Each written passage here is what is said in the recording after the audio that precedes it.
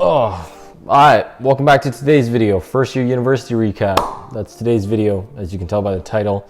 We're going to be breaking down a lot of stuff. It is going to be hopefully a lengthy video. I'm going to be discussing basically everything you got to know for first year. So a lot of people that are headed into their first year who are watching this, this is primarily directed towards you. Now, if you hear me stutter or hear my talking kind of be mumbled together, I just got my wisdom teeth taken out not too long ago. So I've been noticing whenever I've been speaking, I have a little bit of a not a lisp, but you can kind of hear that my speaking is kind of wonky. But I'm doing this video regardless, so it is what it is. Let's get started. Let's get right into it. If this wasn't kind of obvious, this is going to be primarily focused on the University of Waterloo because I went there. So for the first year, I lived at UWP. I lived at Woolwich South. Basically, UWP is like a community of dorms. I think there's two tall apartment styles, and I think there's four house style buildings. Don't want to get my facts wrong. It was a shared kitchen, shared bathroom, small dining area, and 2 bedrooms. Obviously I shared with a roommate, and inside my bedroom I had a mattress, a closet, a big drawer, so one of the taller ones, a small drawer, like a desk drawer, a wooden desk, and a chair. I think there were 3 or maybe 2 ports, not ports, 2 electrical sockets, and 1 Ethernet cable. That's all they kind of give you. If I'm being honest, it's very not good looking from the inside. It looks like not a prison cell, but it literally looks, well, yeah, actually kind of like a prison cell. Before anything is decorated, before you put any of your own stuff in it. If you've watched my videos in the past, and if you are a returning viewer of my channel, you would have seen the video I've done where I broke down what my room looked like, and you can tell what it looked like before and what it looked like after. There's a huge difference if you just decorate your room. So it can be made into a very nice looking spacious area, but you don't have much to work with at the beginning. If I'm being honest, you got to get a lot of stuff for your room if you want to make it look nice.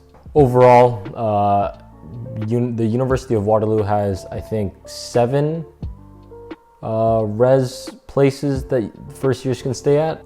I think there's a mini gym in CMH and in Rev, and those 2, along with a building called V1, also have cafeterias where your meal plan can be used.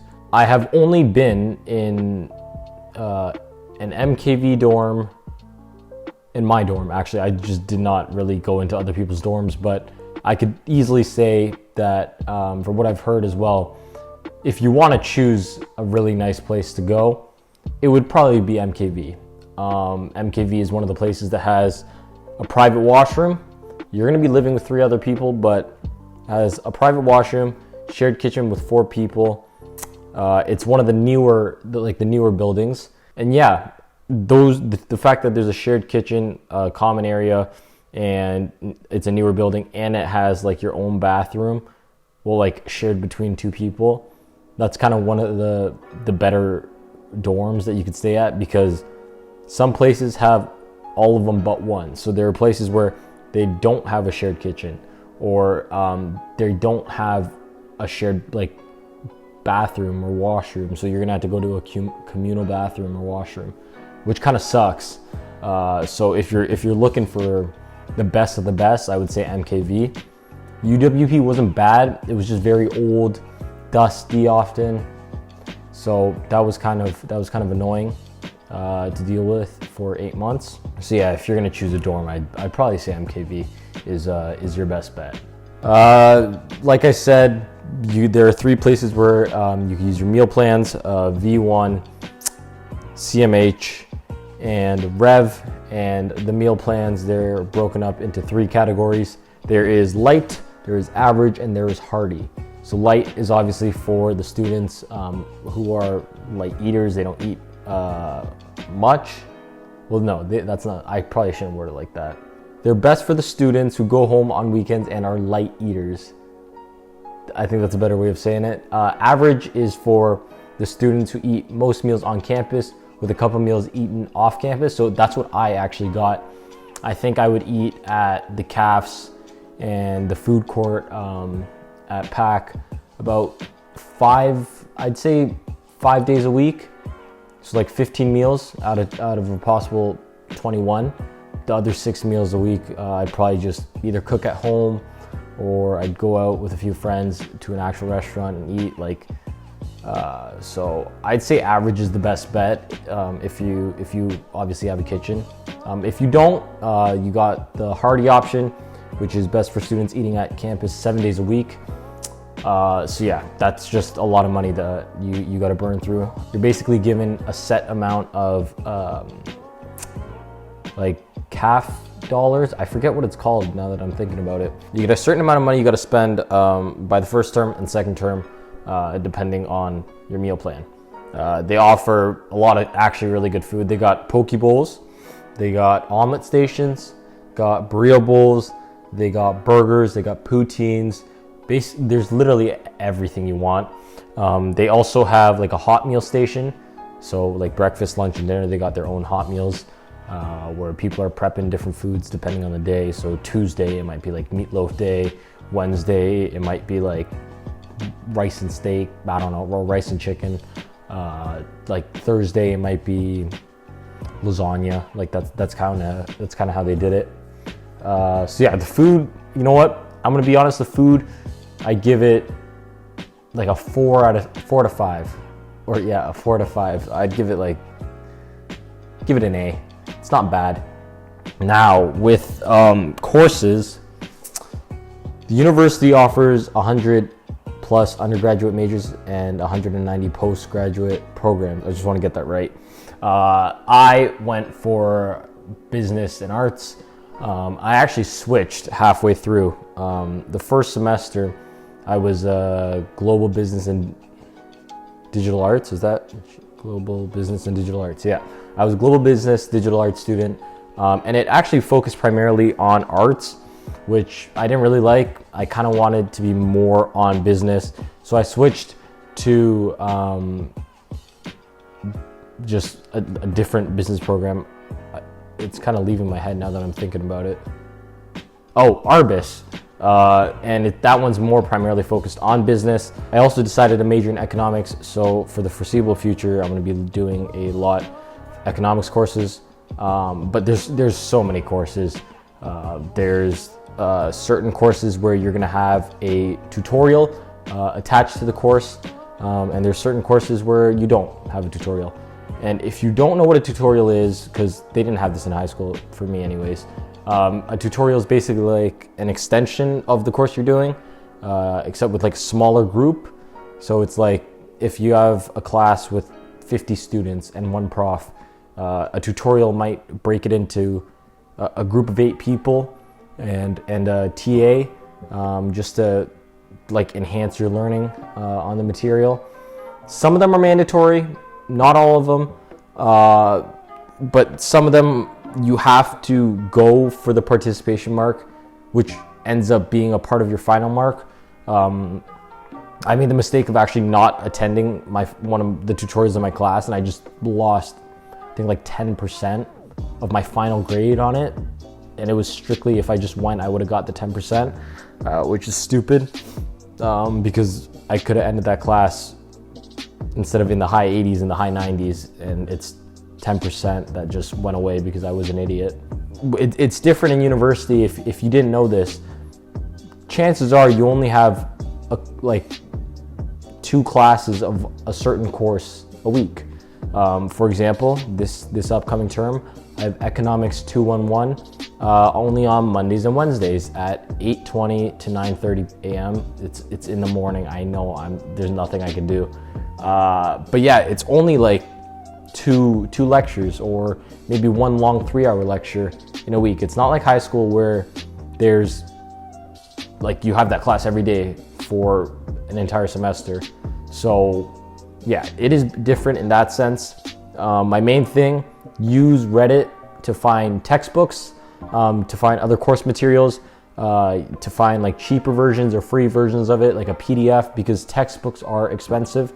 I wouldn't be surprised if you have to spend $80 on a textbook. The professors really don't care. Like, they will say you need this textbook. They'll base a lot of their course material on that textbook, and you have to pay $80 for the textbook. And if you don't, you think, oh, well, I'll just look online. You'll be fucked, because it's a course based on a textbook. Also, a great website used to pick your courses, UW Flow. It's kind of like Rate My Teachers. You can see what students think of the professors and what they think of the course that's being taught. There's a scale of how easy it is out of 100. And there's also like student personal reviews. So they'll rate it on a 5-star system and say, this course was good because of this and this, but I don't like this professor. Don't choose this professor, or choose this professor. And the students are like brutally honest. They don't really give a fuck about like slandering off on a teacher if the professors just ask. So that is good. That is good. This is also, once again, no longer high school. You are in university, so you need to kind of get your shit together. There's so much more independence, especially when you're just on res by yourself. You got to handle so much more. Even minute things you just wouldn't think about. Next thing we're going to talk about is studying. Studying in university, it's different. Your mind isn't constantly focused on a course as much as it is in high school, simply because you're not doing that course every single day. Like I said before, chances are you'll have a course, maybe 1 or 2 lectures a week, 3 if you're lucky. Not lucky, but if the course requires it. So your brain isn't hardwired into doing, let's say, English Monday, Tuesday, Wednesday, Thursday, Friday. Instead, it'll just be Monday for an hour and Wednesday for an hour. And you kind of lose track of what you have to do sometimes. I did anyways. I know there's going to be more organized people that are like, well, Anderson, how the fuck did you do this? I'm just speaking from experience here. It just kind of slips your mind sometimes. You will forget due dates or whatever. So organization is key. That's all I'm going to say. First term, I was a mess. Everything was online, and I was still just, I'd forget I have an assignment, stay up all night doing it. Probably wasn't my best work. And yeah, it didn't always go as well, as smoothly. The transition is hard from high school to being thrown into the deep end, living on your own, whatever. I actually thought I was an independent person. I really did believe that. I've been an only child my entire life. I felt like I've done everything on my own. But first year kind of hit me like a truck, kind of made me realize I need to get my shit together, get organized. And I feel like I did better during the second semester. My grades were certainly better in the second semester. Also, teachers aren't gonna baby you. It's not high school anymore. They don't really have time to look over your shoulder and say, did you hand this in? If you forget something, you forget. They're gonna give you a 0, they're gonna move on. They got about 500 of the students to teach on top of doing their own research for whatever they are teaching. TAs are your best friends. They are people who have been in your position not too long ago. They will help you get to where you need to get if you just ask. They also will not chase you down, because that's not their responsibility, but they are there to help you in any way they can. So TAs are your best friend if you are struggling in a class. And that is all I have for courses. Let's move on to the campus. This one's not going to be too long. Campus is nice and big. It is very, very fun to explore. The good thing about the University of Waterloo campus, you can get away with getting through campus by going through like buildings. Like you could pretty much get through the entire campus going through buildings and maybe stepping outside once or twice. A lot of the buildings are connected. I was able to walk from my res to the closest campus building, and from there walk all the way right into the heart of campus, just because a lot of the campuses are all connected together through like glass bridges and stuff. So yeah, basically how the campus is set up, you got all your lecture halls and classrooms and all that good stuff right in the middle, and you got all your res and dorms surrounded on the outside, and you obviously got CIF, Columbia Ice Field, which is one of the big sporting facilities all the way towards the end of the campus. Not really much to say. I'd say the furthest you've got to walk is probably about 20 minutes. There is parking, obviously, if you have a car like I do, but unfortunately with Waterloo, you have to pay for parking. You can't just get a pass. Like there's a pass for my res. I could only park my car at my res. I couldn't park it like on campus, like near my classrooms, without having to pay like $1 every single day. So that kind of sucks. There's no parking pass just to park on campus unless you're a prof. The facilities at Waterloo are class. They're amazing. There's basically everything a student could want or need in each facility. There's I've been to the engineering building briefly. I'm not an engineering student, as I said. I am a business student, but I did walk by the engineering building once, and it was so sick. They got just crazy machines and gadgets that they got going on. I walked in just to look around campus. I was bored one day, actually. I was walking by and there were just students taking apart a car and kind of like rebuilding or reassembling it. I don't know. I just saw like 5 students just tinkering away at the car. And there were other people in this like giant wood shop building like those mechanical arms. I don't know if you've watched Iron Man. There's like a guy in it called like the dummy robot. There were people like building something like that. That's sick. There's 2 gyms. There's a gym called PAC and a gym called CIF. PAC basically has a food court, a convenience store, a physio, a basketball court, a 2-floor gym.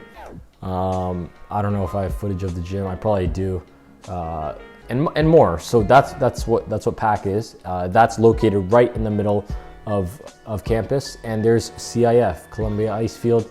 It's kind of primarily focused for athletes. Like it's not like a bodybuilding gym. It's more like an athletic gym, if that makes sense. It's like you can do like plyometrics there and whatever. They got an outdoor turf field, an indoor turf field, like a full-sized football turf field, both outdoor and indoor.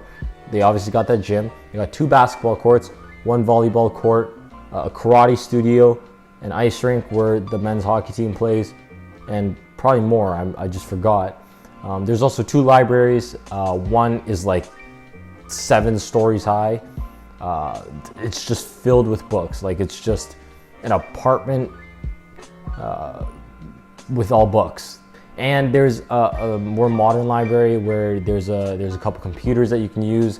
There's like study areas, like a quiet study area, a silent study area. I don't know what the difference is, but they just have both. So, and like I said, there's obviously more facilities, but I'm a first year student, or I was a first year student who did his entire first semester online, so I didn't really have a chance to visit the rest of them. I am excited for this year though. I'm excited to see what else there is, what else this university has to offer. And yeah, that's my first year recap. I hope you guys enjoyed. I want to reiterate, this is just based off my personal experience. There could be people at the University of Waterloo that have a completely different opinion than what I do, which is fine. But yeah, I hope you guys enjoyed. Thank you guys for watching, and I'll see you guys soon. Peace.